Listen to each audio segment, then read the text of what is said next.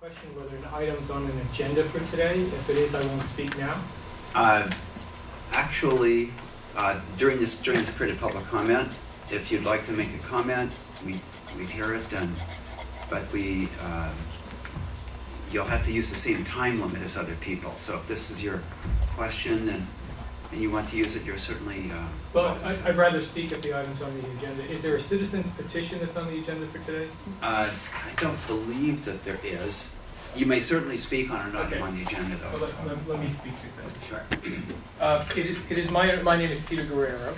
I'm a resident of Port Townsend, and it's my understanding that today a petition with over 400 signatures of county residents will be presented to you to support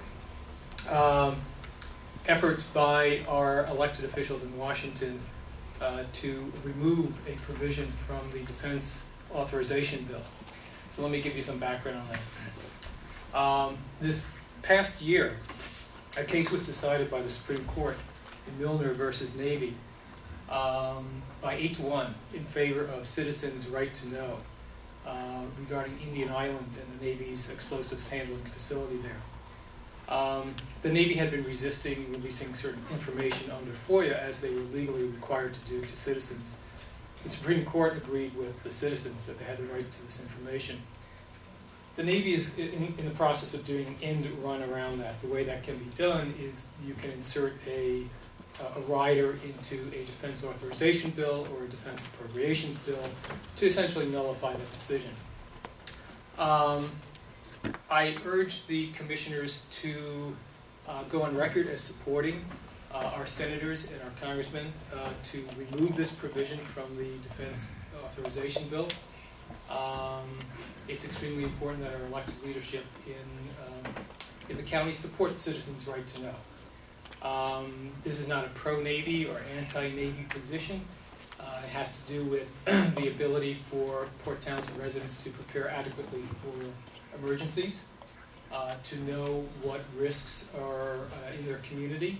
All communities have that right to know under federal law. To remove it from a small group of citizens in Port Townsend and in the county of Jefferson is probably unprecedented, but certainly unwise.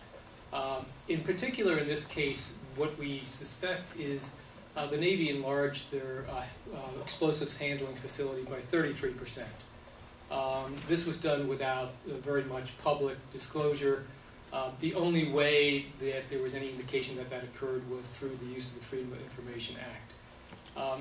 If that had in fact occurred, the Navy would be required, of course, to do an environmental impact assessment and would be able to reevaluate and reassess the safe explosives handling radius from that facility. This affects all citizens in Jefferson County. I urge the commissioners to go on record as supporting that petition when it arrives before you. Thank you. Thank you very much. Who would like to be next?